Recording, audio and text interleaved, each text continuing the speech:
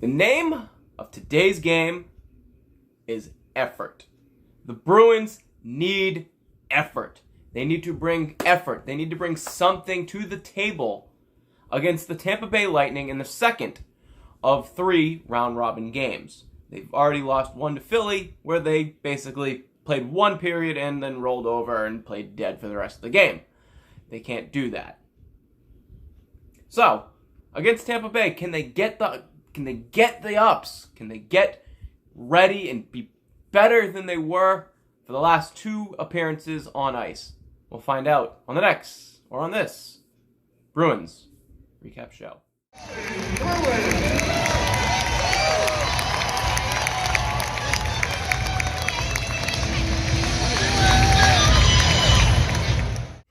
So in round-robin game 2, it's Vezina Trophy candidates Tuukka Rask taking on Andrei Vasilevskiy. Vasilevskiy has looked pretty good for most of the season, as has Tuukka Rask. Both of them, as I said, Vezina Trophy finalists.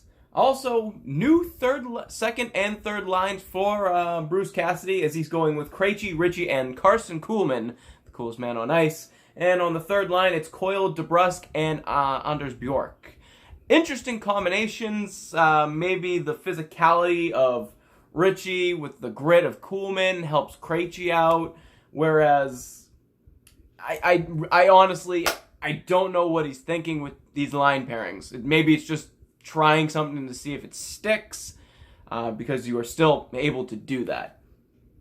But we go to the first period, and right off the bat, it is all Tampa Bay early in the first. Boston taking a penalty 43 seconds in, as it's Krejci, Ritchie, and Kuhlman that started for the Bruins, with Jeremy Lauzon and Matty Grzelcyk. And Lauzon gets the 2-minute penalty for a hook 43 seconds into the game.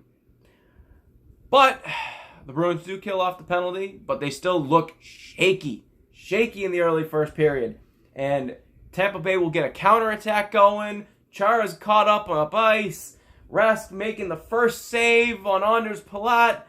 And then just the puck is just sitting there in between his legs. But it's a loose puck. The referee doesn't blow the whistle. Rask can't find it, but Braden Point does, and he makes it a 1-0 hockey game as he buries it past Tuukka Rask. A little bit later on, another power play for the Tampa Bay Lightning. And this is one that just the Bruins, a nice hard shot by Victor Hedman. It gets double deflected. It hits Alex Killorn's skate, and it goes right on in.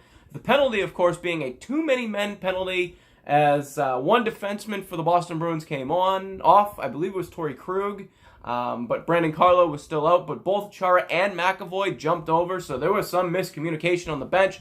That is an awful mistake that cannot happen when we get to the real playoffs. Can't happen. Got to clean that up. Cannot make those kind of mistakes.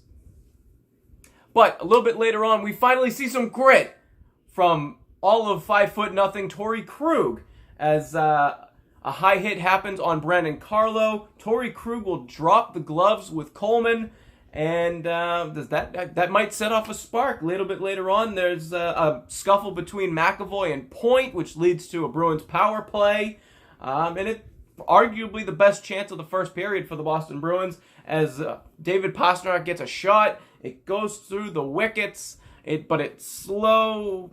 Vasilevskiy at least gets enough of it. It's slow trickles, and Ryan McDonough is right there, right at the goal line to get rid of it and put it out of play. We go to the second period, Boston trailing 2-0.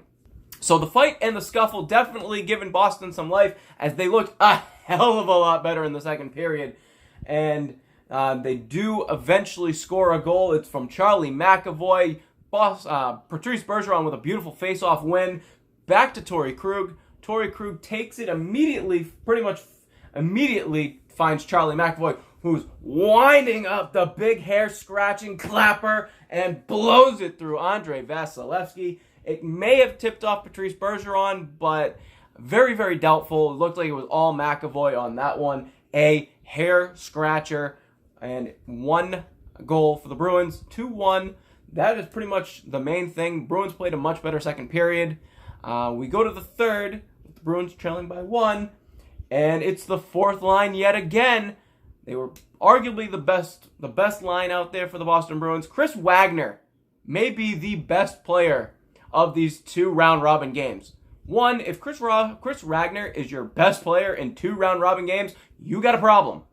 Anyway, the puck finds Zdeno Chara at the point. He takes a hammer shot. It trickles again through Andrei Vasilevskiy, and it's just sitting there. Here comes Kuraly. Here comes Wagner. Wagner tips it in with the backhand, makes it a 2-2 hockey game, and you're thinking, oh boy, they got momentum. They're playing with snarl. They're playing with grit. They're being physical. We're seeing some fights. We're seeing some action. The Bruins are playing like the Bruins. And then they start making mistakes towards the end of the game, and you're like, oh, no. The Boston Bruins making a ton of mistakes. Tuukka Rask coming up huge in the third period. Without Tuukka Rask and spectacular goaltending, Boston probably loses this one 7-2. But eventually, the mistakes catch up to the Boston Bruins as the puck Bruins get caught up in a change. Ryan McDonough finds a pass to Yanni Gourde. Yanni Gourde takes the shot. Rask makes the initial save, but right there at the doorstep is Tyler Johnson. He gets the rebound, and the Bruins fall 3-2 to the Tampa Bay Lightning. So what do we take out of this game? Well, the Bruins, a good amount of improvements. I mean, they weren't there at the beginning, and they pretty much weren't there at the end, but the middle was good. We're getting progress, is what I'm trying to say. It was like 40 minutes, the Bruins were there. 20 minutes, 15 minutes, not so much. No. But there's improvements to make, and there's improvements that were made from the Boston Bruins. The power play is still not there. They're still having moments where they're overly passing, and it's driving me nuts. One particular moment that sticks out is an early first period chance for Charlie Coyle, where he went for the pass instead of trying to take a shot. One other thing to note in this game is a potential suspension that could be upcoming for Barclay Goodrow, as he hit Anders Bjork with what looked like to me an elbow to the head. So we'll see if the NHL player safety does anything regarding that. Bjork did stay in the game, and there was a penalty assessed. It was a charging penalty, not an elbowing, but we'll see if NHL does anything to that. Probably not. But we are yet to know when the next time for the Bruins, when they next skate. It'll be Sunday, my apologies. Sunday against the Washington Capitals, and this is where you hope that the Boston Bruins can put it all together. They won't get the first seed.